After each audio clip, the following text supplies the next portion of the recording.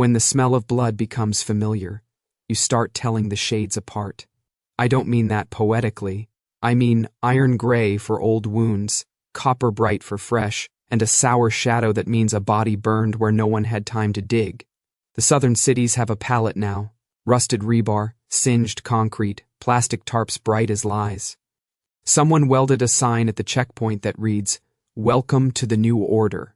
The letters are straight, the metal good. Where they bolted it down, the pavement still smokes. They drag me through under the noon sun, 2 betas, nervous sweat, and clean gun oil, and pretend we're all friends. My wrists aren't bound. That's the new trick. No cuffs, no brand. Equality, the rumor says, like a prayer you repeat while hiding the knives. Name? Asks the one on my left. He tries to sound bored and lands on brittle. Adell, I say. Male. Omega. Former staff, logistics, beta command. I offer it in the clipped cadence of registry officers, a habit I hate and can't shake. The words taste like ash when I say former. The other beta eyes me sideways. You were more than logistics. I let my mouth curl. Everyone is more than their job title. For example, you're more than a gate decoration. He snorts despite himself. The smell coming off him is young fear. Peppery. Too loud. The first one elbows him quiet. People have been told to be serious in this camp. Seriousness is a uniform you put on when you can't afford armor. Beyond the checkpoint, the camp spread runs through the skeleton of a shopping district, stitched together by salvage and stubbornness. Half walls and welded plate, scavenged wire, scaffold stairs cut from billboard frames. Someone's tuned an engine nearby. A generator coughs, catches, coughs again. Sparks spit under an awning, where a girl with cropped hair and a streak of grease on her cheek argues with a carburetor like it insulted her mother. Welding arcs flash like miniature thunderstorms. Omega shoulders pass carrying crates and rebar lengths, no collars, no marks, backs as straight as dignity will hold them. They don't look at me. I can't tell whether it's caution or courtesy. Either way, it's training. The betas park me in the shade of a looted pharmacy and radio someone with too many syllables in his call sign. Heat presses a palm against the back of my neck. The air tastes metallic, storm-heavy, though the sky has that white-hot glaze cities get when even the clouds refuse to come. "Don't run," says the brittle one, more out of ritual than threat. He knows I won't. I tried running this morning along a drainage cut, boots skidding, breath ragged, their recon drone. Giggled overhead like a cruel child, and led me into a culvert where 2 rifles already waited. New order, same old net. A ripple moves through the street the way wind moves through tall grass. Conversations thin. A path appears where there wasn't one. I don't have to be told the alpha is coming, the air tells me. A pressure shift behind the ears, the low thrum of attention turning as if it were a single animal with 100 eyes. Turns the corner without ceremony. Tall, sun-browned, shoulders carrying the kind of composure that's expensively earned. His hair is short and the color of scorched copper, those bright threads that flash when fire eats through wire. Everything about him reads calm the way a horizon reads storm, the stillness before it breaks. His scent is a clean, salt warmth that makes my instincts take a step toward and my brain tap the brakes. "Hunter," says the brittle beta, and I file the name away. The new alpha who claimed the southern quarter and promised a world where omegas weren't property. Depending on who you ask, he's either a visionary or a pretty liar. Sometimes, those are the same. "Adell," he says, my name fitting in his mouth like he rehearsed it. No sneer, no false brightness. He studies me, and I hate how seen I feel. "You walked a long way to stop at our door." "I walked a long way to stop at the river," I say. Your drone has a sense of humor. A crease touches the corner of his mouth, almost a smile. "We've been told that." He glances at the betas. "Thank you. I'll handle it." They're relieved enough for me to hear it in their breath. They melt back into the sun and work, grateful to be excused from proximity to whatever I am. Hunter doesn't move closer. That's the first courtesy he pays me. He plants himself just beyond the reach of my reflexes, feet quiet in gray dust. Up close, you see the tired at the edges of his eyes. You see scars mapped along his forearm like a city grid. You hear the softness in his low voice that doesn't ask for power. It assumes responsibility and waits to see if you'll flinch. So, he says, former Beta Command tactical. Logistics, I correct, because I like to start fights with small knives. Maps, movement, supply, casualty calculus, the ladylike parts of war. You advised on 3 offensives, he says, and my stomach flashes. Cold because either he has a dossier or he has very good informants. 1 succeeded, 2 failed. You pulled out your people both times. My people died both times, I say, just fewer than yours. He watches me for a heartbeat. The camp throws sound around us, the generator cough, the staccato zing of welding, bead, boots on scaffold, until it all blurs into the city's new heartbeat. Hunter's gaze doesn't waver. He doesn't posture. He doesn't crowd. I am a weapon on a table, and he is deciding whether it is worth the risk to pick me up. You don't look like someone who lost a war, he says quietly. I just survive longer than the winners. I let the smile show. The sharp one. It's a talent I refuse to advertise, but it persists. Something like amusement flickers through him. There and gone.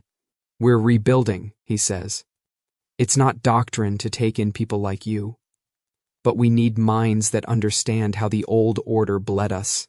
You say old, like the new has bones. I tilt my head toward the busy omegas. You changed the labels. The habits will take longer.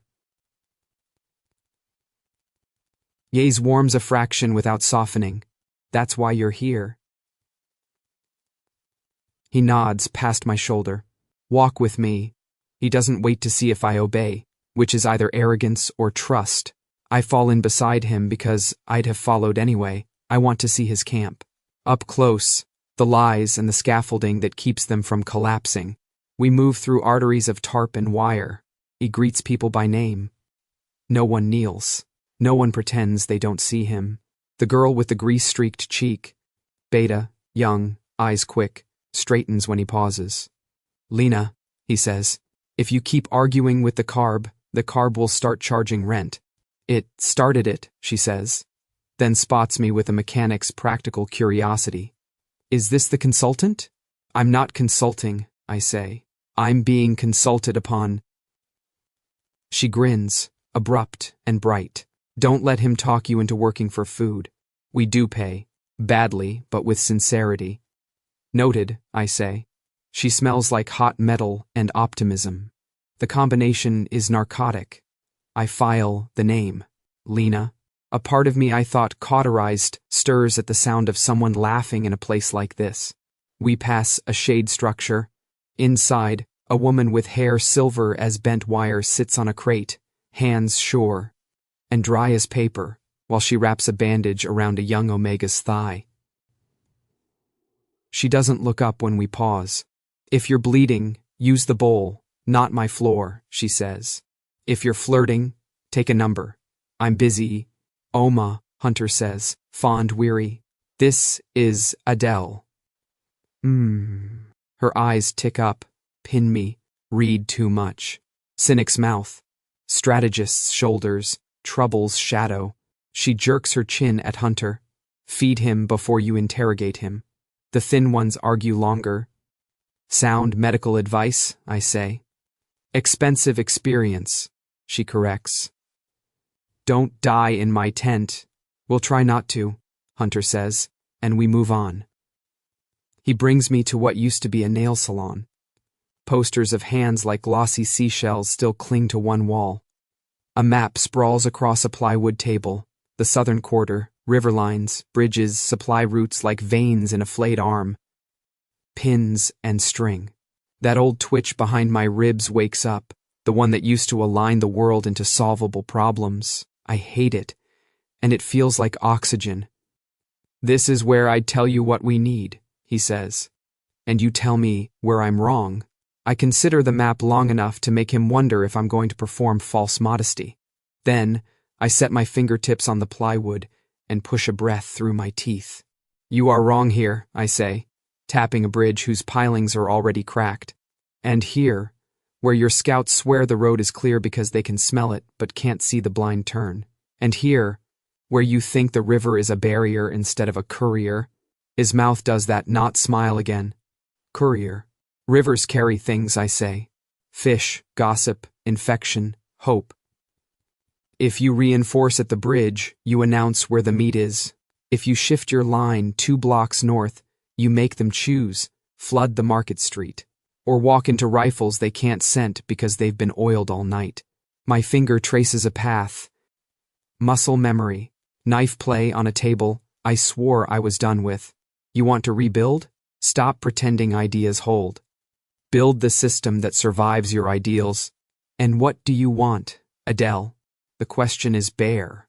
It lands softer than I expect, and hits harder because of it. I let a beat pass. I look at the map so I don't look at him. "An exit," I say. It's almost honest.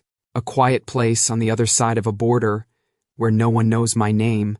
"You walked into the loudest place," he says. "I will leave when you bore me." He inclines his head, accepting the lie the way you accept a loan you know you'll be repaid in interest later. "Work with my staff," he says at last. "Not as a prisoner." I arch a brow. "As a problem," he amends, and something in me, something perverse, likes the accuracy. "I didn't say yes," I say. "You did by not leaving." He gestures to the door. "You'll live in the officer's row. Oma will threaten you with soup if you skip meals. Lena will sell you objects you don't need. My betas will try not to be stupid in front of you, and fail. If you sabotage us, I will notice. If you save us, I will notice that too. You're very sure of yourself." "I'm very tired of being unsure," he says. Quiet. Simple. Dangerous. I should cut something with words. I should bare teeth, because that's how I've kept my throat. Instead, I feel, treacherously, the ghost of a step forward, the instinctive lean toward warmth in a cold room. I stop myself with a breath that scrapes. "I don't pick sides," I say. "I usually build one. Build one here," he says. Outside, the generator finally catches. The camp exhales. The fan in the nail salon ceiling stirs, lazy as a cat in a patch of sun. Dust motes spin in the air like ash that changed its mind and decided to be dancing instead. "Fine," I say. The word tastes like steel, but I'll choose my terms. "You always would." He leaves me then, the way he arrived, without a parade, without pressure. The map waits. The city waits. My hands hover and then settle. I tell myself I am doing this because it's a good way to look for the exit. On my way to the quarters he indicated, I pass through the spine of the camp again, past Lena cursing in a language made entirely of spark and spit, past Oma pinning an artery with 2 fingers while scolding a boy for trying to be brave with his face, Omega's shoulder boxes and joke under breath. Betas check scaffold joins and pretend their hands aren't shaking. No collars, no brands. The slogans are different. The eyes are the same. A crate slips. I catch it before it smashes a foot. The Omega carrying it nods to me like we are both just men hauling weight. It is a small thing. It dents me anyway. By the time I reach the row of prefabs that pass for officers' housing, the sky has tipped into late afternoon, that exhausted gold that makes ruins look briefly holy. My door squeals in protest. The room smells like old paint and new dust. Someone left a folded blanket on the cot. Someone decided I would stay. I stand in the doorway a long breath and listen to the camp's rhythm, hammers, laughter.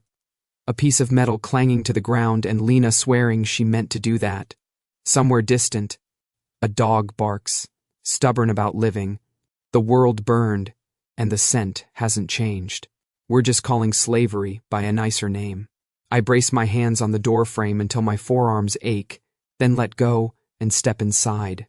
If I'm going to build a side, I might as well start with the map. And maybe, for once, I won't do it alone. The camp decided to believe in mornings. Someone rang a length of pipe at dawn until the sound turned into a ritual, and bodies rose, stretched, cursed, laughed. Omegas and betas ate at the same long tables welded from doors, bolts visible like teeth. No collars, no posted alpha schedules. The chalkboard read, water, north tap only, generator, maybe, rules, don't be an ass. It looked like equality if you didn't look too long. If you did, you saw the choreography. Betas naturally took the ends of the tables where they could face the yard. Omegas sat with their shoulders angled, giving and asking permission without words. Fights didn't need an alpha to break them up. 3 betas and an older omega with a ladle could do it, and did. The new order had decent manners and very old bones. Lena skidded into my morning with a grin, and a tray she probably stole. Her hair stuck up in clean defiance, and the smudge at her jaw had somehow migrated to her ear overnight. She dropped a bowl of something starchy and hot in front of me like a victory. "Next time I'll bring coffee," she said. "If I ever win the war with the grinder." "Brave," I said. "You're outnumbered." "By beans?" she snorted. "Please. I fear only carburetors and Oma." As if summoned by sacrilege, Oma materialized behind her, carrying a stack of gauze that smelled faintly of antiseptic and onions. "You fear me because you have sense," she told Lena, then glanced at my untouched bowl. "Eat, or I'll drip glucose into a vein you'll miss." "Threats before breakfast?" I asked. "Medical advice," she said. "The same way a storm says, rain." She tipped her chin toward the yard. "He's looking for you." Hunter wasn't hard to find. He never was. Not because he towered or shouted, but because a space opened wherever he went, the kind of respect you earn when the people who hate you more than anyone still trust you not to waste their deaths. He stood at the edge of the map table that had been dragged outdoors to catch the light. A handful of betas and 1 Omega squad lead clustered around him, faces drawn with the string and pin strain of bad news. I took my bowl with me. Oma approved that with a grunt. Lena jogged backward ahead of me like an enthusiastic guide. "You'll like this," she said. "Hunter's about to ask you not to be gentle." "I'm known for my gentleness," I said. "Sure," she said cheerfully. "Like acetone."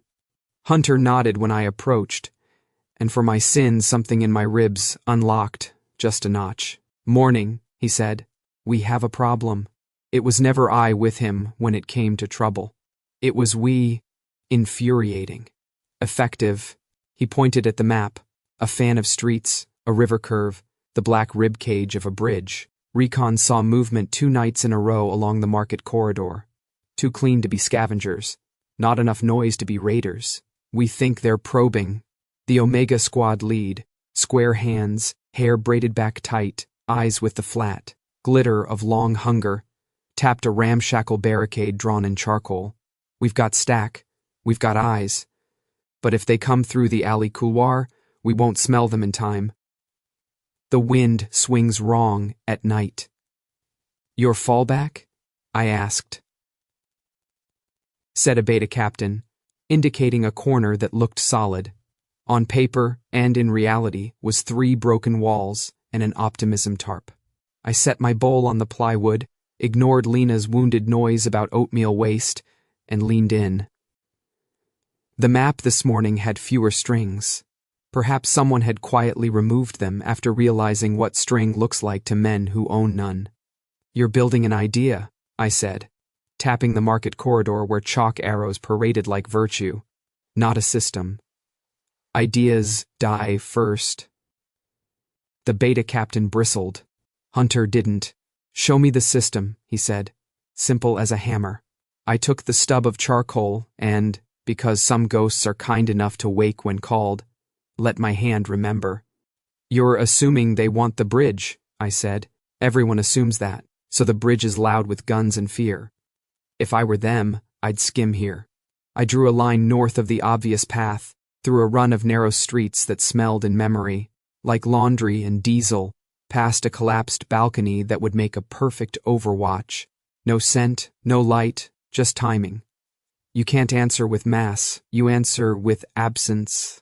Absence, repeated the Omega lead, mouth twisting like she'd bitten it to keep from smiling. You leave the pretty barricade, I went on, and with it the noise of people who think holding ground is righteous. Meanwhile, you build 2 blind boxes at the mouth of these alleys. I tapped both corners.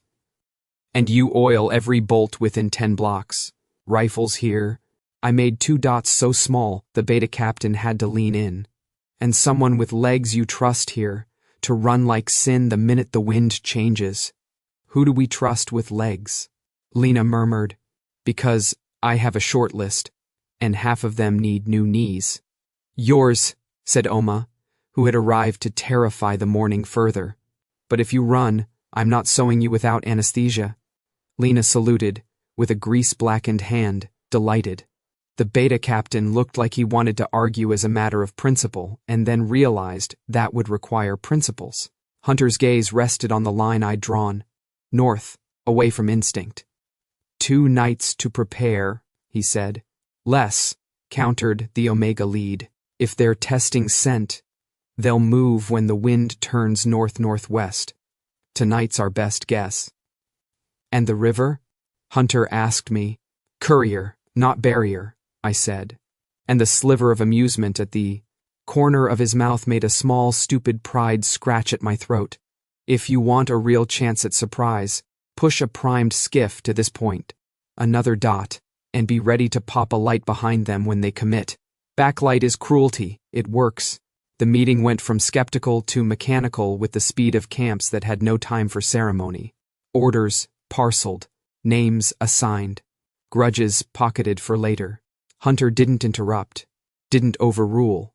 He asked, listened, decided when it mattered. He looked at me twice, without looking like he needed to do it. Both times I had to remind my lungs to keep the beat. By late afternoon, the camp had rearranged itself by increments. Someone found oil in a supply shed that had once been a nail polish store and gave every hinge in a 6-block radius a bath. The barricade at the market was left ostentatiously intact, manned by loud betas who could sell the lie with their laughter. In the alleys, the quiet work began. Stacked crates behind broken refrigerators, sight lines, measured with string and breath, footprints brushed out with old brooms. I ghosted through it, making notes, making enemies. The beta captain found me twice to inform me that my plan would fail and once to offer me a canteen. Oma sat on a crate near the alley mouth like a queen of triage, needle-threaded, eyes on everything. You want to live through tonight? She said, when I drifted close. That would be a novelty. Stay where you can hear Lena swear. As long as she's cursing, you're not dead. Is that research-based? Expensive experience, she said, and tied off a knot with the ruthlessness of a general. Don't die in my tent. Understood. And eat, she added, because she was constitutionally incapable of choosing menace or nurture when she could do both. The wind turned at dusk. You could taste the river move, cooler breath through hot alleys, the faint rot of waterflowers somewhere upcurrent. The camp fell into that quiet that isn't quiet at all. Men and women breathing shallow, metal soft, lubed, a match cupped in calloused hands so the flare wouldn't write your position on the wall. Lena perched on a stack of engine blocks, eyes shining with something between terror and joy. You ever get used to this? She whispered. No, I said. You just get better at pretending you are. Hunter doesn't pretend, she said, and I hated her a little for being right. He found me in the seam between buildings, where the shadow unrolled like a rug. For a second, the shape of him against the last smear of sky hit me in the chest with a pain I couldn't name. Then he was close enough to smell, salt warm, steady, and the pain had a name after all, something like hunger, something like relief. You sure about absence? He asked, low. No, I said. But it's prettier than martyrdom. He huffed a breath that might have been a laugh if we were different men in a different world. If this works, he said, some of my people will hate you. If it works, I said, they'll be alive to do it. He left without the weight of a promise and with the gravity of a man who made them when he had to. The Omega lead slid into her box like water. The Beta captain checked his watch twice and then realized he hadn't wound it in months. I listened to the camp breathe. They came at full dark, not through the market. Shadows poured north, quiet as a confession. No scent, until they were at the mouth of the alley. No metal song, just the soft shuffle of boots on dust and the brief, caught sound of someone's breath when the backlight flared behind them, the little skiff on the river blooming white like a cruel flower. Now, whispered the Omega lead, and rifles sang in oil-smooth harmony. The first rank of intruders jerked, stumbled, fell, the second surged. The third broke sideways into the dead space we'd left like a gift. The Beta captain swore that I was lucky out loud, and then shot a man who tried to climb the broken refrigerator. It was fast. When absence works, it looks like luck. When it fails, it looks like betrayal. Tonight, it worked. The retreat wasn't pretty. The river took two and kept one. We didn't chase. We counted the living and the not. Lena whooped once, clapped a greasy hand over her own mouth, and cried into it, shoulders shaking. Oma put a hand on her hair and pretended she was checking for a scalp wound. Hunter didn't look at me, which is how I knew he wanted to. He helped haul a wounded Beta to the shade, turned his back to give the man dignity, while he retched, and only then let his eyes find mine across the alley. No nod. Grin, just a tired, clean acknowledgement that did more to me than praise ever had. Later, after the guns were cleaned and the blood was mopped, and Oma had yelled 3 men out of shock with the deft brutality of a saint, someone dragged out a dented pot and declared it stew. The camp gathered by gravity. No speeches. Lena leaned against my knee like a cat and complained about the carburetor's personality. Oma told a story about a winter when all the Betas caught the same stomach bug, and the only thing that saved them was her soup and their shame. Hunter sat across from me, elbows on knees, hands hanging loose. His mouth gentled at the edges when Lena talked. He rolled his eyes when Oma called him too pretty to be clever and said, "I'm both, obviously." The laugh that came out of me surprised me enough that I nearly choked on it. I had forgotten the exact weight of that sound inside my chest. How it made room. For a few minutes, I forgot to measure exits and count knives.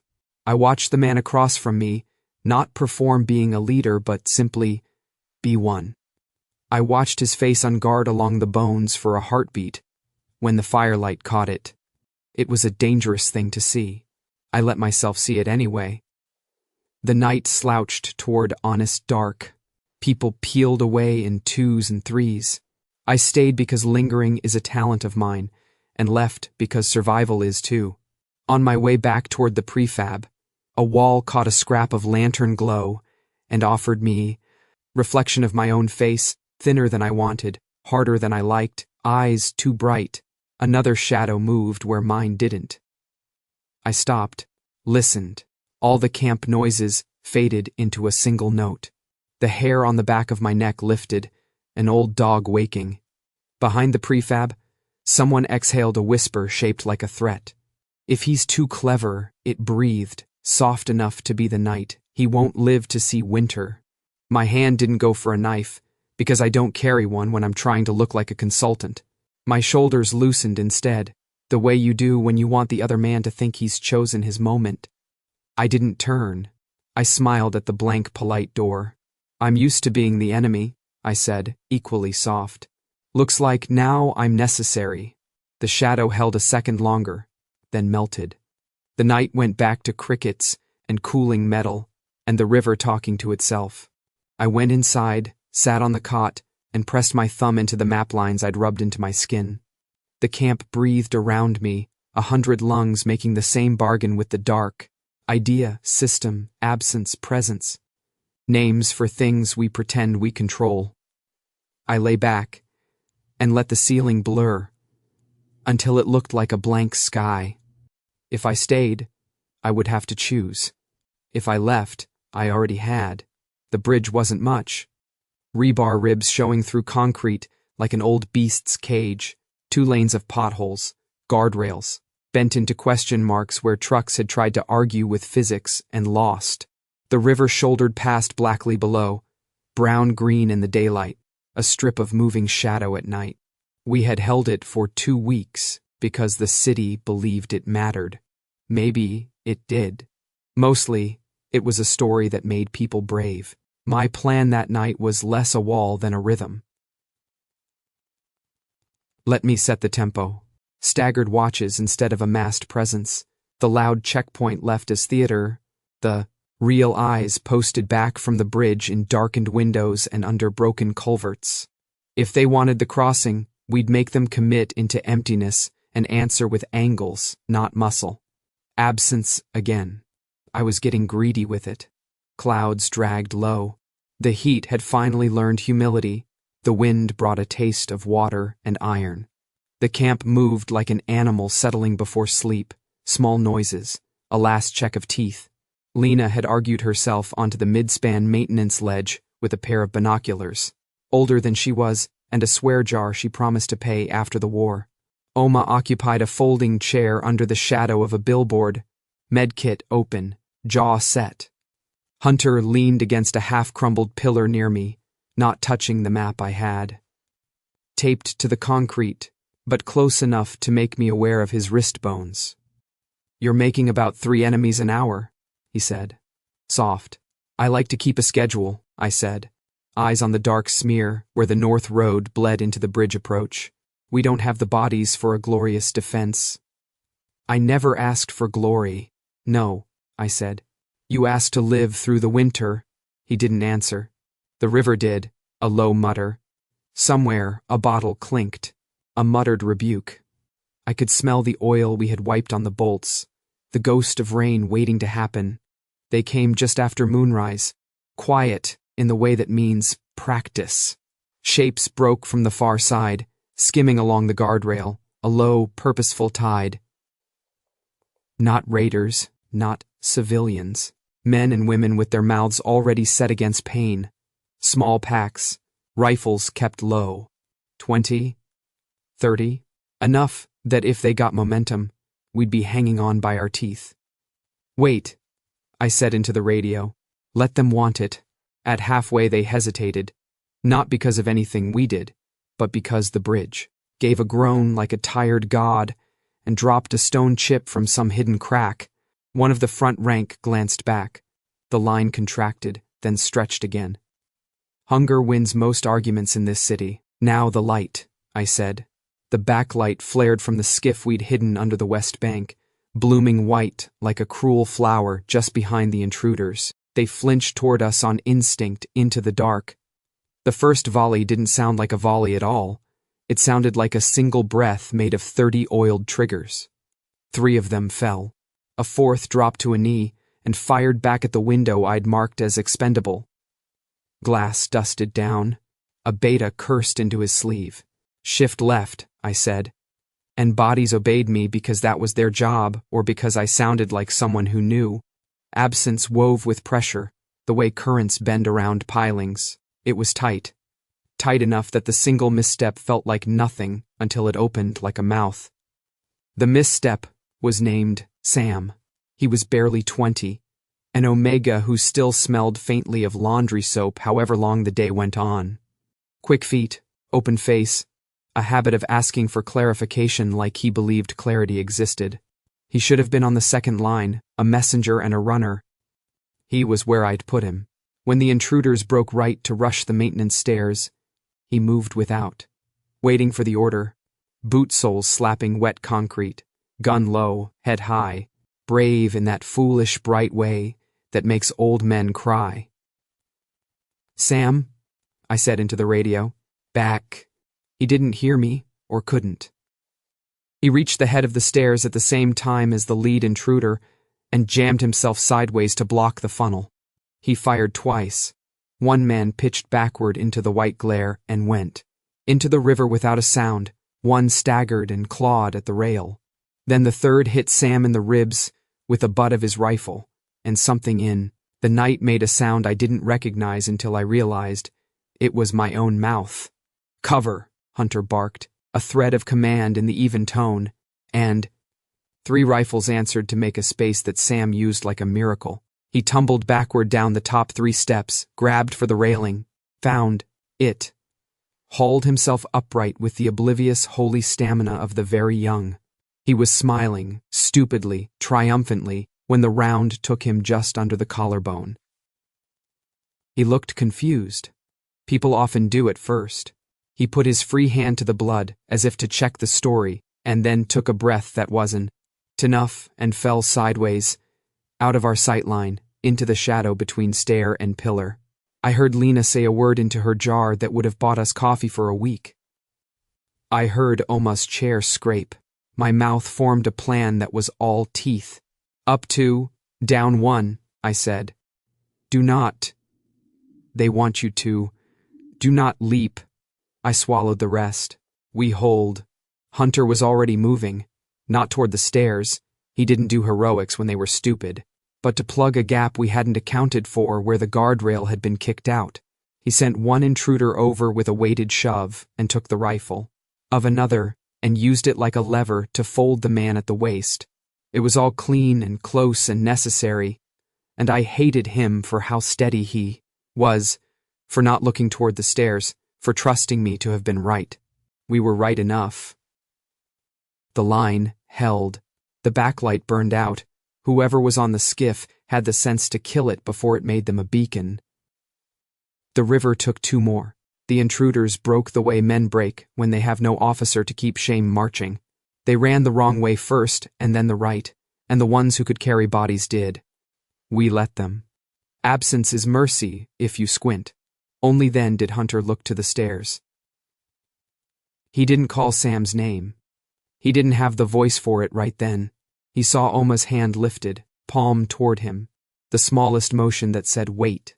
He waited, jaw tight, hands open and empty, until she knelt in the shadow and said, very quietly, "Help me."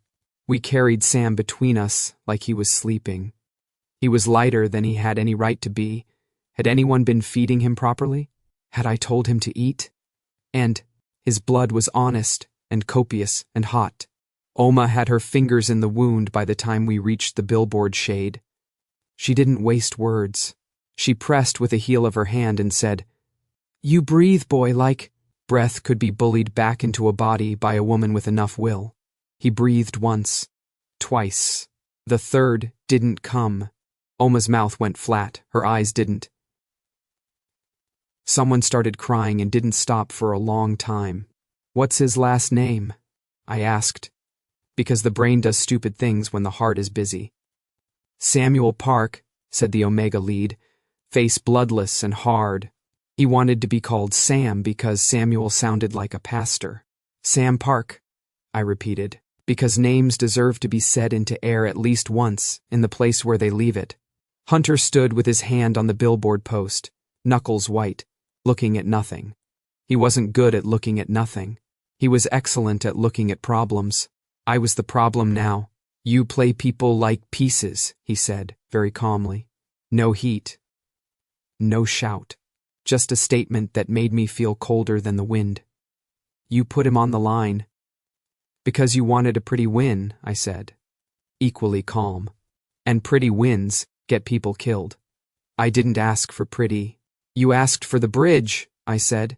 "I gave you odds that weren't a lie." He pushed off the post and took one step toward me, then stopped. The distance between our bodies was 3 strides. The distance between our meanings was a long road with bad lighting. Rain started, fat drops that made dark coins on the concrete. For a second, we stood, like the disagreement could hold up the sky between us. "Say it," I said. "Say that if I'd put him somewhere else, he'd be eating stew right now. Say it so you don't have to feel the weight where it belongs." The muscle in his jaw flickered and settled. Where does it belong, Adell? On us, I said. On the ones who pick and send. On the ones who decide absence is a tactic and not a hole in a boy's chest. He might have hit me if he were another man. He might have turned away if he were a worse one. Instead, he stood there in the first serious rain we'd had in weeks and let the water make a mess of the blood on his sleeve. Tonight we lived, he said finally. And I hate the way that sounds in my mouth. Get used to it, I said, and hated myself more. We buried Sam at dawn because the ground was soft from the rain and because waiting would have been a cruelty to the ones who loved him. The hillside we'd been using as a cemetery looked across the river to a block of buildings that had been beautiful once, all soft brick and balconies. The earth smelled clean in that animal way dirt has when it's receiving what it knows it was made for. Lena cried in hiccups. She tried to turn into laughter and failed. Oma said nothing and handed me a shovel. Hunter's first thrust into the ground snapped the handle. It wasn't a dramatic symbolism, just cheap wood and a man who didn't know his own strength for a second. He stared at the broken shaft in his hand, then let out a sound that wasn't a word. He picked up another shovel and learned the force again, the right weight for the job. We are animals who bury. We are animals who mark. A bent piece of rebar went at the head when the earth was back and padded flat. The Omega lead laid Sam's bandana over it. Somebody produced a handful of wildflowers that looked embarrassed to be there and put them down anyway. No prayers. No speeches. I stood with my hands useless and my face arranged into what passed for calm. Inside, something was rattling its tin cup against the bars. Rain thinned, turned to a whisper. The river flashed a rust color where the sun finally got a purchase on the clouds. Hunter set the shovel aside and wiped his face with the heel of his palm like a man trying to take off the day. He walked down the slope until he was level with me and didn't look at me until he could trust himself to. When you stop being afraid, he said, voice raw without volume. You stop being alive. Maybe, I said. Maybe you just start telling the truth. He made a small, ugly sound, halfway to a laugh and halfway to something else. I don't know how to do this and be the man they need. I know, I said, and it was the closest I could come to comfort. The trick is to be the man you can live with when the counting's done. Is that why you look like that? He asked, and it wasn't cruel, just curious and too honest. Like you've been accounting for a long time. Yes, I said, because the rain and the fresh dirt made lying expensive. Yes, we stood until our clothes clung and the damp got into our bones. Lena came up behind us and hooked her arm through mine with that fierce, thoughtless loyalty of the very young. Oma pressed a mug into Hunter's hands that steamed and smelled like something that pretended to be tea. The river rolled its shoulder and kept moving. The city took a breath. We both knew the bridge was a story, not a salvation. We both knew that nothing you build on ash holds long without new bones to brace it. The world wouldn't be rebuilt by men with maps, unless the men with shovels had somewhere to sleep. The world wouldn't be saved by men like me, unless men like him refused to let us make a home in our worst habits. The sun shouldered up between two buildings, throwing a wedge of light across the water. The bridge caught it and looked almost holy for a heartbeat. Hunter glanced sideways at me, the corners of his mouth doing something that wasn't quite a smile and wasn't not. We both knew you can't build a world on ash, but someone still had to hold the shovel. Pain has a smell. Not the copper of blood or the sour of fear, those are obvious. Pain smells like old rope left in rain, fiber, mold, something that remembers being pulled too tight for too long. I lay there and breathed it, because it was mine, and because the alternative was to notice Hunter's voice outside the tent, low and even, telling someone to sleep. Don't get up, Oma said, as if I had a choice. You fell face first in the mud, which is an improvement. At least now you look like someone who can be approached without tongs. I'm very approachable, I said into the cot. You are a hedge of knives, she said, setting a bowl of boiled cloth and pungent herbs near my ribs. And you choose to bleed in the places I'm trying to keep clean. It's a calling. Her fingers found the ragged line where a rib had argued with a boot and lost. She pressed with the expertise of a woman who had negotiated with bones longer than I'd been alive. Breathe. I breathed. The world narrowed to white on black, and then widened again, edges fuzzed. When my vision settled, Oma's face had the particular tenderness of a hawk. No puncture, she said. Lucky or stubbornness deflects bullets now. Stubbornness is armor, I said. Then your suit is bespoke. She wrapped me tight. The bandage felt like a hand that refused to let go. Drink. She angled a chipped mug to my mouth. It tasted like bark and conviction. Poison? I asked. If only, she said. You'll live. Inconvenient for everyone involved. I'll try to disappoint you next time. She patted my cheek with dry fingers. Do that. It'll give me something to talk about. She straightened, joints clicking. And wash your face when you can sit.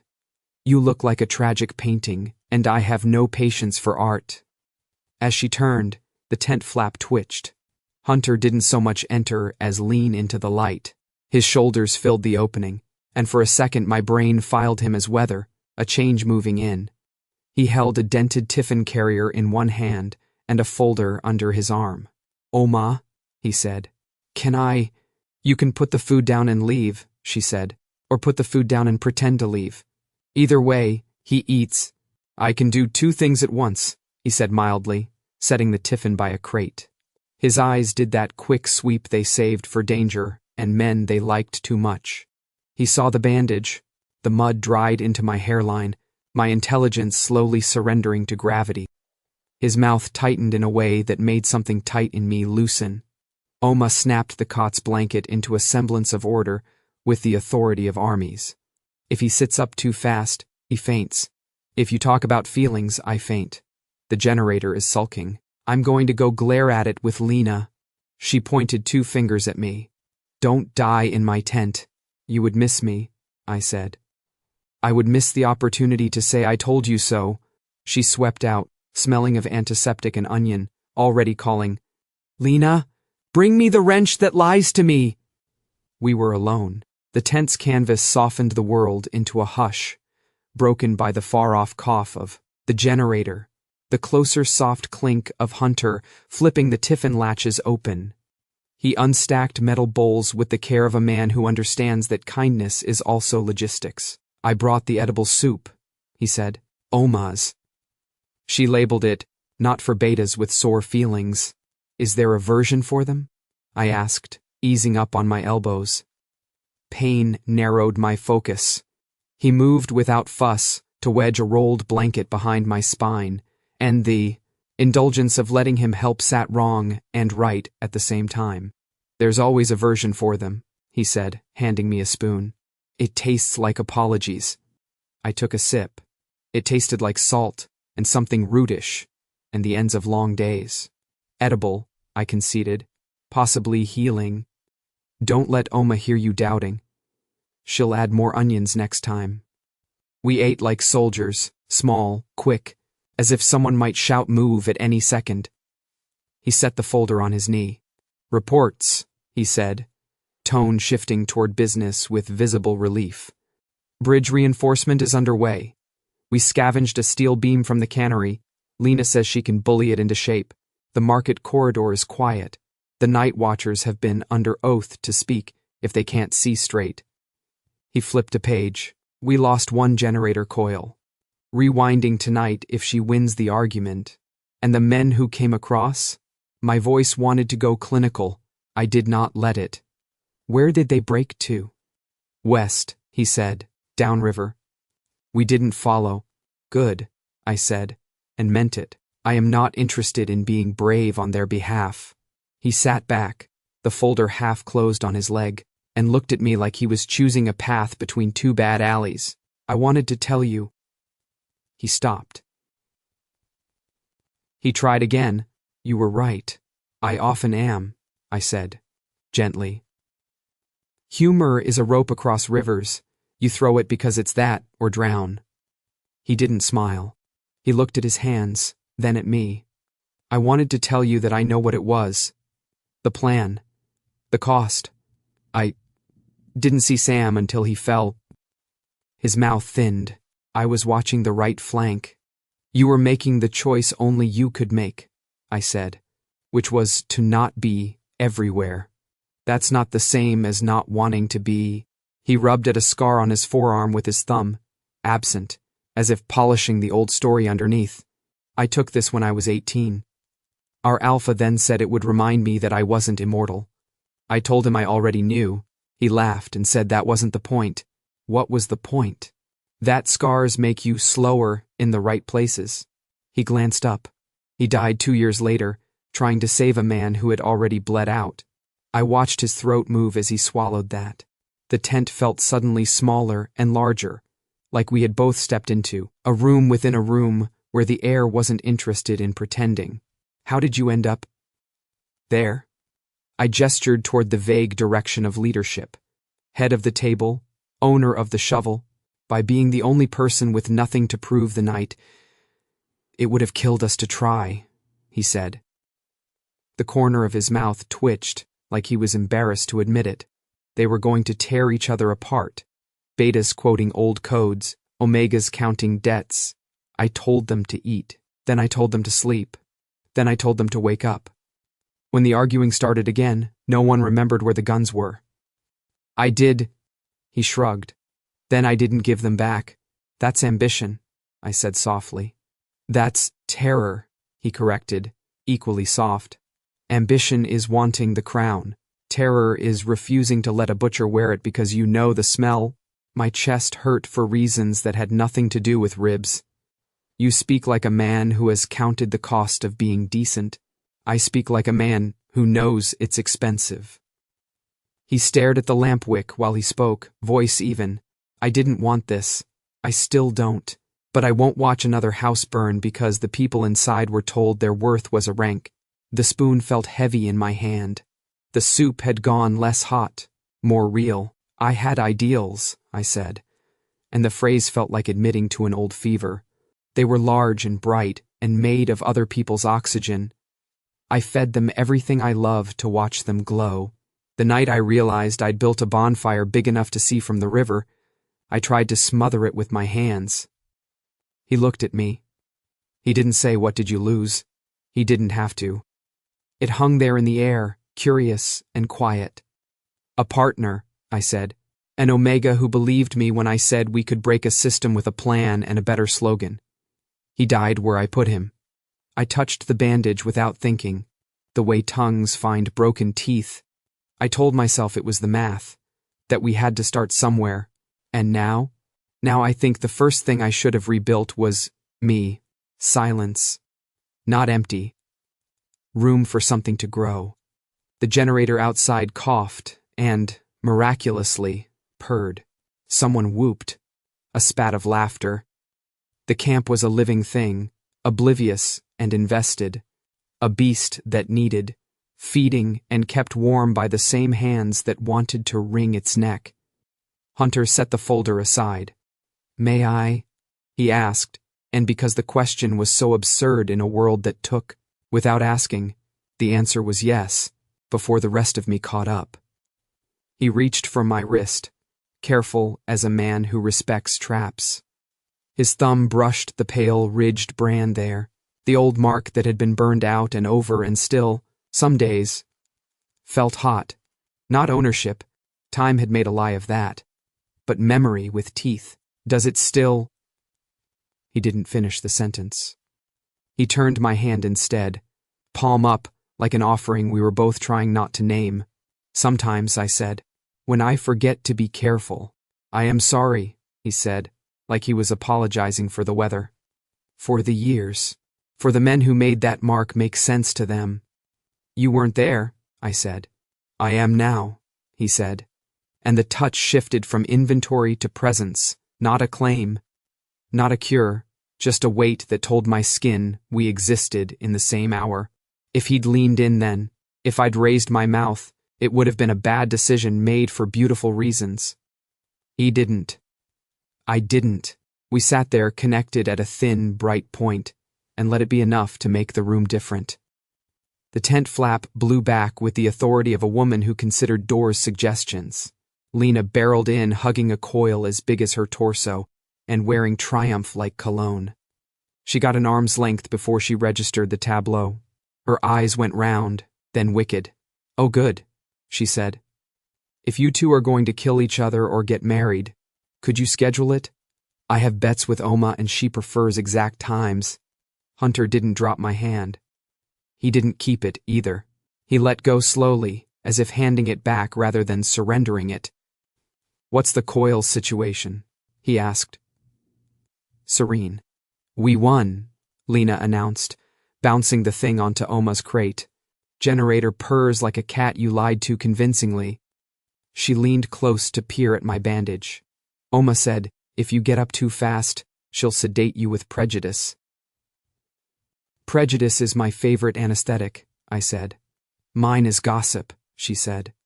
"But I'll settle for scandal." Her grin aimed at both of us was a weapon made of affection. "Do I tell Oma you're talking, or do I use air quotes?" "Tell Oma the soup was edible," Hunter said, standing.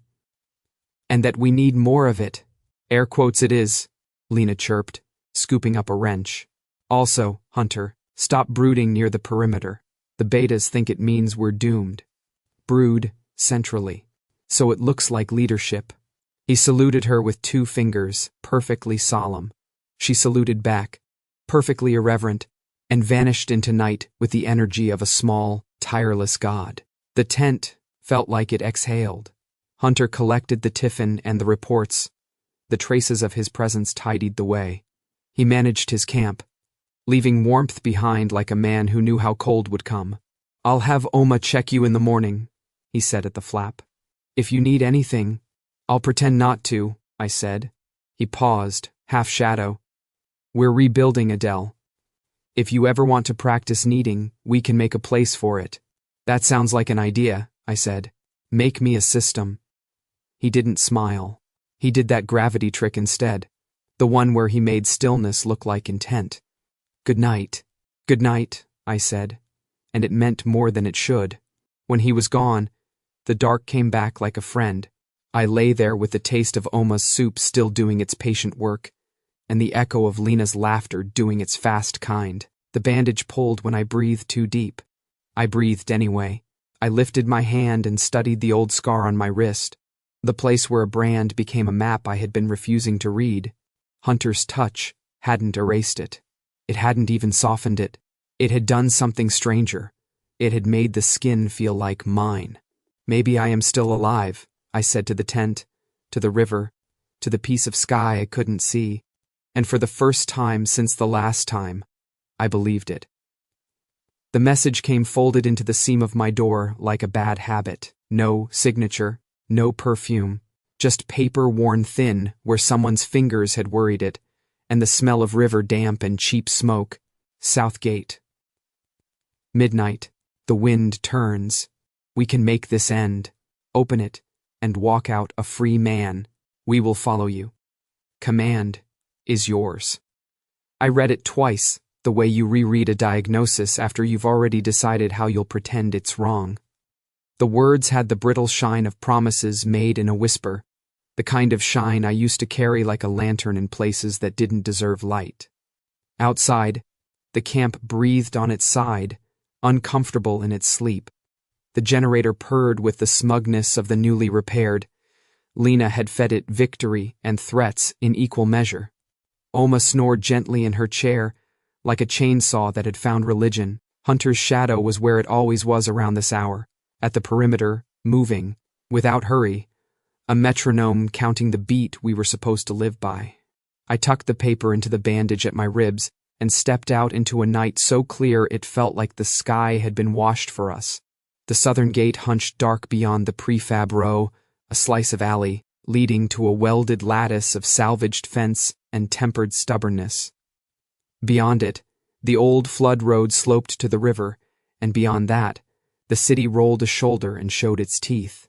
Halfway there I stopped, because the man who could stand still like a command was waiting in my path.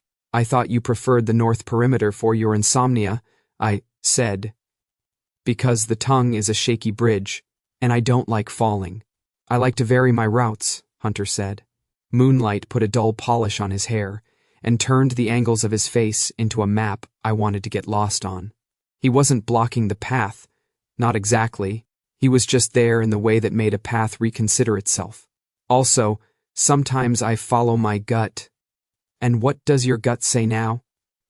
That I should ask you what you're going to do, he said, and that I should not try to stop you. The paper in my bandage felt suddenly heavy, like metal tucked into gauze. I could have lied. I could have made a joke and shown him nothing, and the next half hour would have been easier and cost me more. I got an invitation, I said, to a party I used to throw. His mouth didn't move, but his eyes did, like a door with a latch giving in slow motion. South Gate, he said. Midnight, I said. He breathed once and watched it fog. I won't ask you to choose me, he said. I won't ask you to pretend you trust me. I'm not owed that, just... He let his hands hang open at his sides, and the openness was a vulnerability I trusted more than certainty. Don't do something you'll regret because you're trying to prove you don't care. Too late, I said. And the words came out so honest, I wanted to pull them back with my teeth. I already regret starting to believe you. He took that like a man takes a blow he knew was coming, body quiet, eyes steady, meaning, I will not give this its preferred theater. Then regret it, he said. But regret it alive. He stepped aside. I walked past him, because moving is easier than deciding. His shoulder brushed the air near my arm, and the ghost of a touch trailed me like a road I wasn't taking. At the gate, 2 betas dozed in the makeshift booth with the enviable faith of men who trusted the shift after theirs to keep them unshot. The latch had 3 points, 2 obvious, and one that Lena had engineered purely to irritate anyone who thought levers are honest. My fingers found the secret catch without looking. Old habits. Old locks. I didn't open it. I slid through the access hatch instead, the little hole that let you see which flavor of trouble was on the other side. The flood road lay empty, honest as a blade. River smell. A hint of engine oil.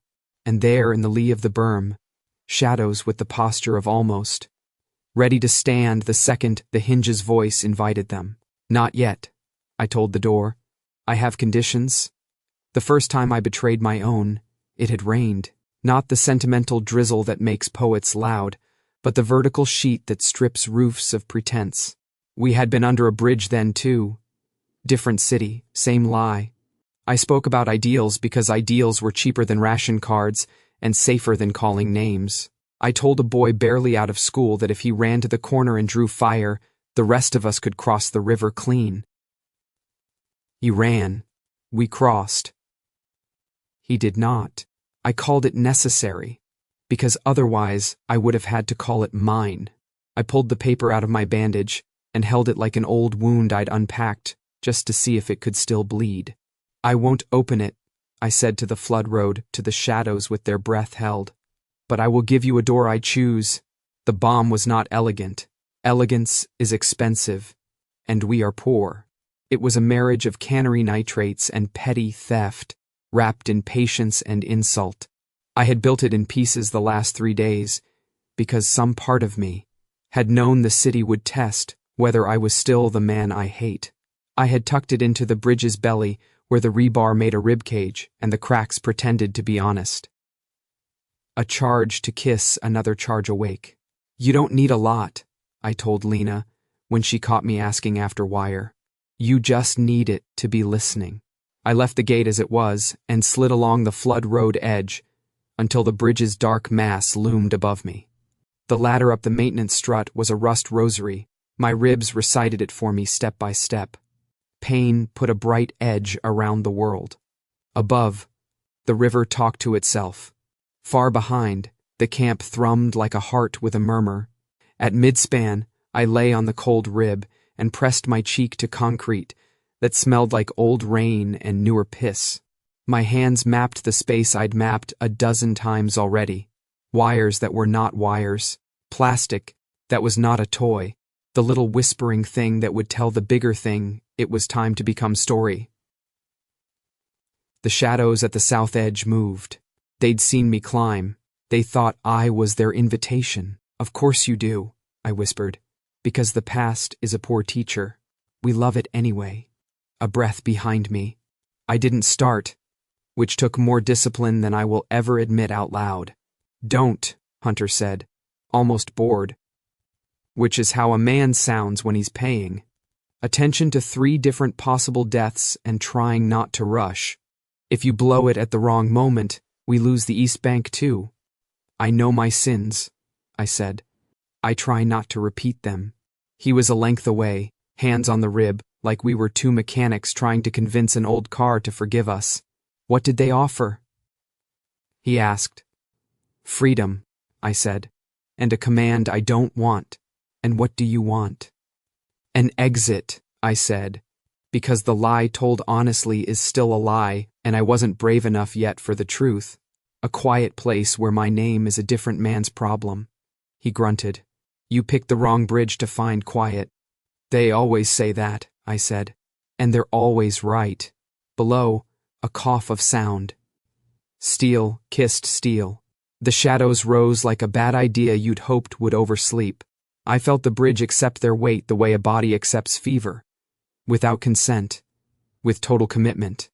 I breathed once and told the listening plastic to be ready. Timing, Hunter said, which was either faith or a dare. Both, I said, which was either the truth or what I needed it to be. The first intruder crested the ladder 3 spans down, breath already measured, rifle already low. He counted, because men who practice count. 1, 2, 3. Where are the gaps? 4, 5. Where does luck have a hinge? He got to 6, and the hinge was me. Light, I said into the radio, and somewhere to the west a flare went. Up slow, a false moon that made men's eyes sting and hands squint. The shadows flinched toward the dark under our feet and stepped exactly where I needed them to step. Now, I told the whisperer. The bridge convulsed. Not a catastrophic cinematic drop, not a glory show. Just a deep animal shudder as 1 rib learned to be 2. Concrete cracked with a sound that rewrote the air. The deck bucked, the south approach jumped a half foot and landed crooked. Men lost their feet. Some screamed, most didn't. The river below remembered its job and reached up with cold hands. I rolled instinctively toward Hunter, because the instinct to live is embarrassing and strong. He grabbed my jacket and pinned me to the rib as a section of railing tore free and sailed like a poor bird into the dark. Then, the fire started. Not from my charge, that was math and spite, but from the little altar someone, on the far side, had built out of oily rags and a broken promise. It licked up the new scar and found old ones and learned them by mouth. Ran like gossip. Back. Hunter coughed, eyes slitting against heat that tasted like a burned spoon. We hold the line at the span split. Nobody crosses. I wanted to say they won't, and fancy myself prophetic. But men in love, with an idea, make bridges out of smoke and call them load-bearing. 2 of the intruders tried the jump anyway. 1 made it, and met the Omega lead's boot. 1 did not, and met the river. The rest finally listened to physics, and retreated into red light and regret. My ribs decided they were tired of the ladder and expressed their opinion with a white flare that chewed the edges off my sight. I tasted copper and old rope. The world tilted, my hands forgot their lessons. I slid. Hunter swore softly and did a dangerous, stupid, necessary thing. He let go of the rib to grab me with both arms. He hauled, slow and certain, like a man lifting a stubborn future. A piece of concrete the size of a saint's torso chose that moment to remember gravity. It came down between us and the ladder and tried to change both our names. Down, he said, which was remarkable because where and how were unclear, and then his body was a wall and a lever and a shelter. The block glanced his shoulder, kissed my bandage, and I saw bright insects at the edges of the dark. By the time we reached the safer span, the fire had stopped wanting to be clever and become itself. Sirens that were not sirens, the camp's tin alarms, started chattering. Betas with blankets. Omegas with buckets. Lena with a coil of cable screaming at the generator like a mother at a prodigal. Oma with her jaw set to cut through anything that argued blood belonged outside skin. Hunter dragged me under the kneecap of an overturned sign and set me down like I was something he'd borrowed and intended to return in better condition. He crouched, face blacked with ash, eyes shock bright. "You're an idiot," he said. "You're welcome," I said, and my mouth remembered how to smirk. "You wanted freedom," he said, and the sentence had the cadence of a thing men shout at themselves in the mirror. I did. I coughed. My chest hurt the way truth does. "You wanted me to choose a side. I chose." "You chose us," he said, and it was an accusation and a benediction and a math problem with a face. "Maybe," I said, and finally stopped lying to myself. "Maybe I'm just tired of being Ash." We looked up. The bridge burned along its new seam like a zipper laid open, teeth bright. The sky above it reflected the story back at us in orange and black. The river smelled like iron and coin, and a summer that had run out of patience. He reached out and touched my shoulder where the bandage had burst and assessed the damage with the calm of a man counting, not panicking. "You'll live," he said. "Inconvenient for everyone involved," I whispered, and that made him laugh in a short, violent way, the sound a man makes when something in him gives and doesn't break. We sat there like sinners at a vigil, while the camp did the work of stopping a fire from becoming a history lesson. Lena skidded by to tell us the generator had decided to be a citizen. Oma appeared long enough to glare at me and press a bloody rag into my hand and say, "If you stand, I sedate you," and then vanished with the efficiency of a saint with no time. "Why didn't you open it?" Hunter asked finally, voice low under the clatter. "The gate. Because I am not the man I was when I loved speeches more than faces. I watched a ribbon of spark jump and die. Because you asked me not to make a regret out of proof." He turned that over. He's good at turning heavy things over and seeing if they hide knives. "You'll have enemies for this," he said. "I'm familiar with enemies. I'll have to live with what you did. I'll have to live because of it." I glanced sideways. "You can put that on your account, if you like." He shook his head, and the ash lifted from his hair like a benediction.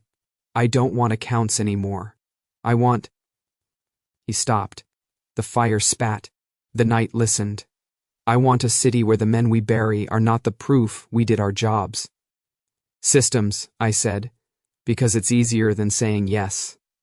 "Systems," he said, and for the first time the word sounded like a promise that could survive dawn.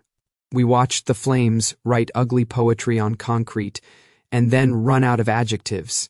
Between us, the quiet got warmer and stopped being an absence.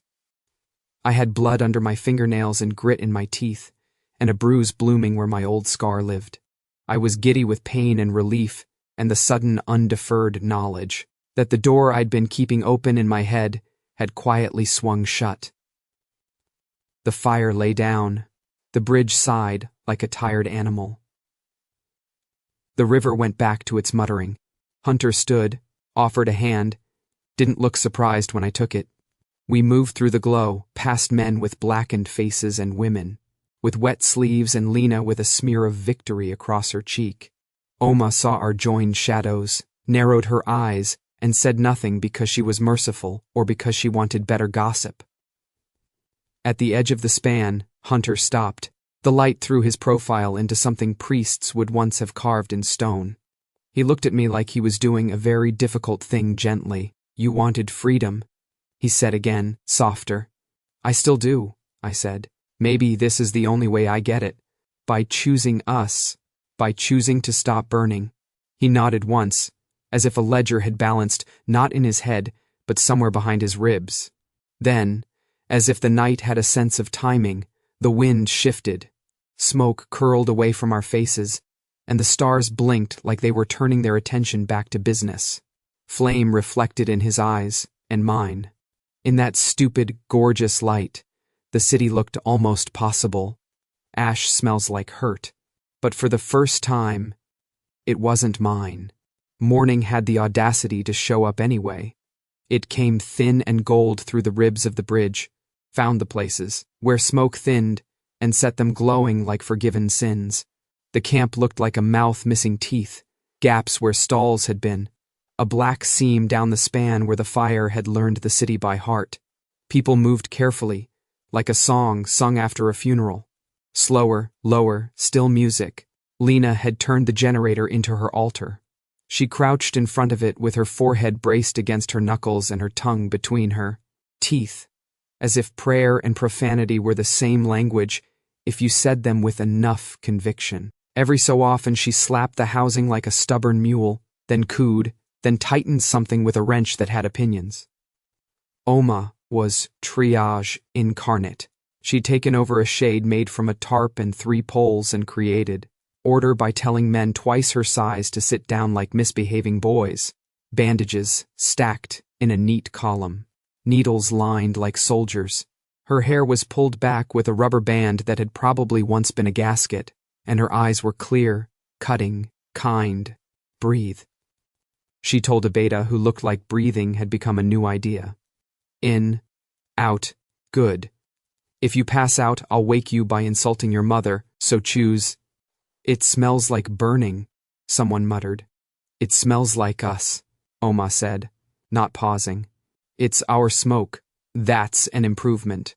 She caught my eye over a strip of gauze. You're not dead? Disappointing. I had a speech prepared. You can deliver it at my wedding, I said, and regretted it only a little when she barked a laugh, loud enough to startle a bird. Lena! She shouted. If the generator hears the word wedding, it'll die from shock. Say, maintenance. Maintenance? Lena echoed obediently, then looked past the generator and grinned. He lives. I am inconvenient, I said.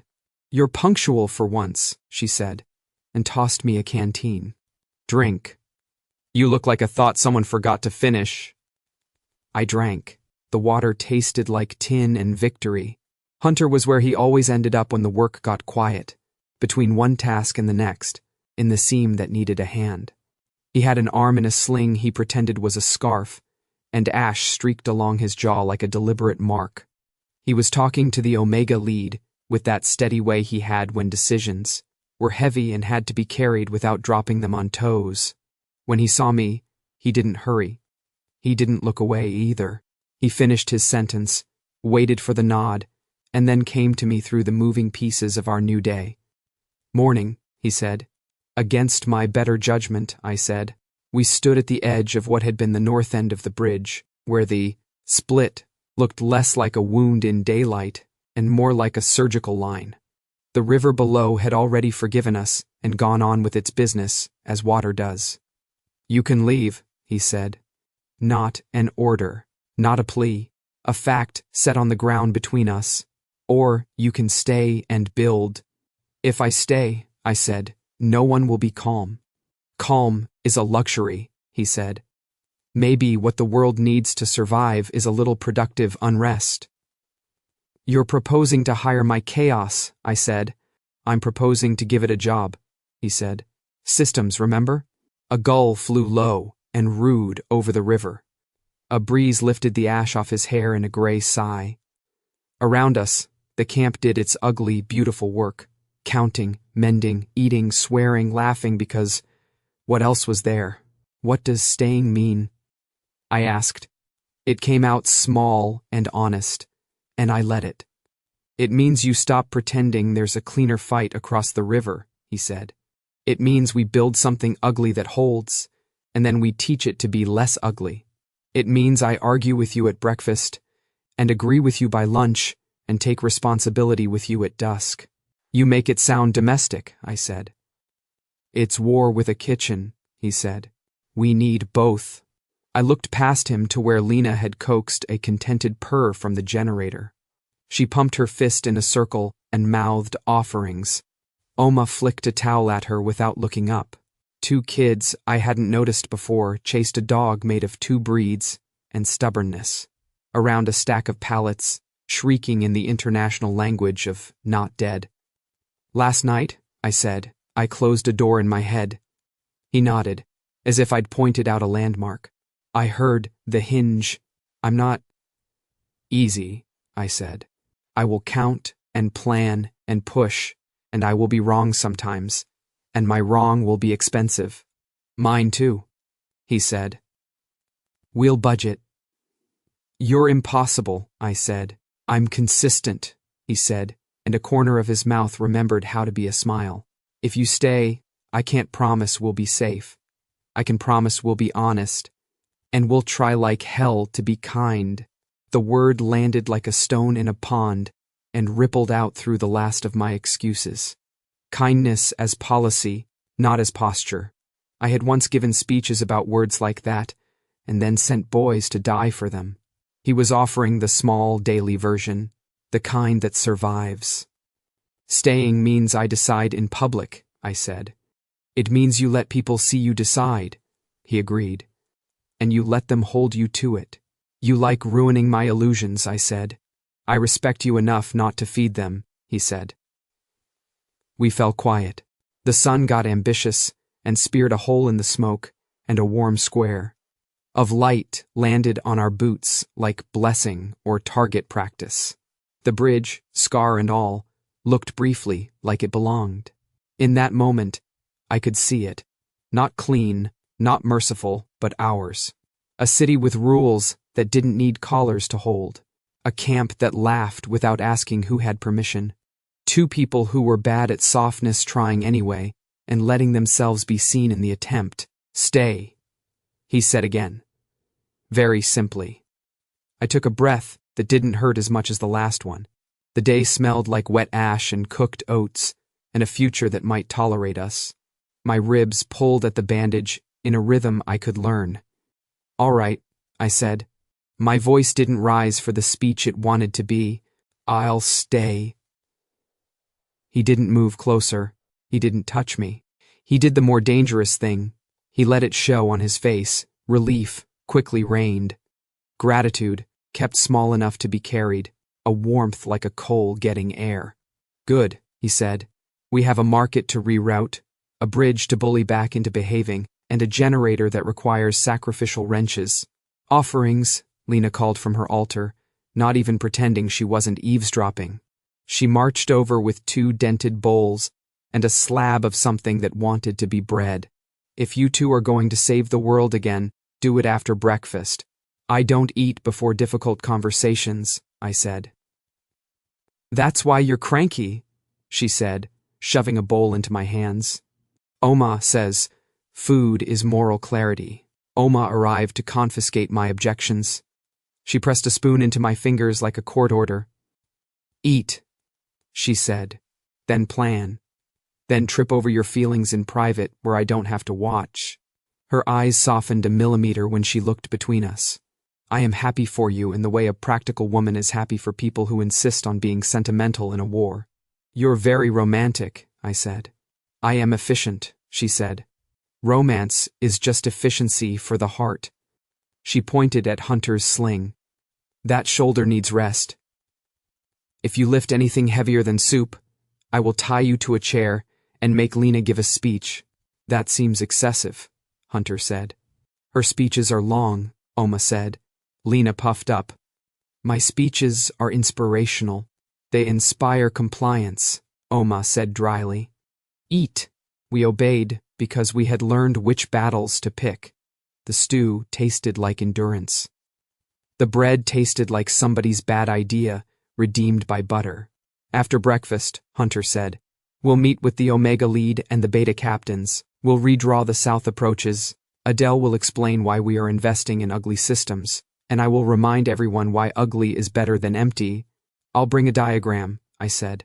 I'll bring a shovel, Lena volunteered. I'll bring sedatives, Oma said. In case anyone starts to speechify, rude, Lena said, adoring. We ate. The camp made a new kind of noise around us, not the brittle quiet of men waiting to be hurt, not the forced gaiety of denial, but the low, steady thrum of people who had work and would do it. Someone started a song. I couldn't hear the words, just the rhythm, a call, and answer that made the generator sound like percussion instead of a problem, when the bowls were empty and the sun had climbed to a rung where it could be trusted. Hunter set his down and wiped his mouth with the back of his good hand. He looked at me, and the look was a bridge I could cross without a map. "We'll make room for the kind of trouble you bring," he said, almost formal. "I'll make room for the kind you are," I said, and the formality caught at my throat in a ridiculous, welcome way. He nodded, then ruined the ceremony by smiling, quick and precise, like a man signing a contract with his eyes. Lena groaned. "If you two start being adorable, I'm raising my rates." "You don't have rates," Oma said. "I will," Lena said. "Inflation? Go tighten something," Oma told her, and shoot us both toward the day. We moved, together, into the work. Maps and arguments, nails and jokes. The bruise at my wrist throbbed along the old brand and then calmed, as if the skin had accepted the new terms. The camp smelled like sweat and onions and ambition scaled to human size. By noon, we had a plan ugly enough to survive weather and men. By afternoon, the river had decided we could share the bank. By evening, the generator hummed like gratitude, and the sky flirted with blue in the places where smoke had run thin. I stood once on the broken edge of the span and looked down at the brown-green water that had taken and returned and taken again. My reflection was a smudge, then a face, then just ripples. Hunter's shoulder brushed mine. Not claim, not accident, just with, the world burned, and still we were here. The city would not be saved by speeches or shrapnel, but by 100. Small choices made louder by the people who watched us make them. I was not redeemed. I was employed. It felt, miracle of miracles, like enough. The morning had the last word as it folded into day. Children loud, dogs louder, Oma swearing at a stubborn stitch, Lena inventing a holiday for generators, Hunter leaning over a map with a pencil and looking, against his will, hopeful. The world burned, but grass still pushed through old ash, which meant we could breathe again.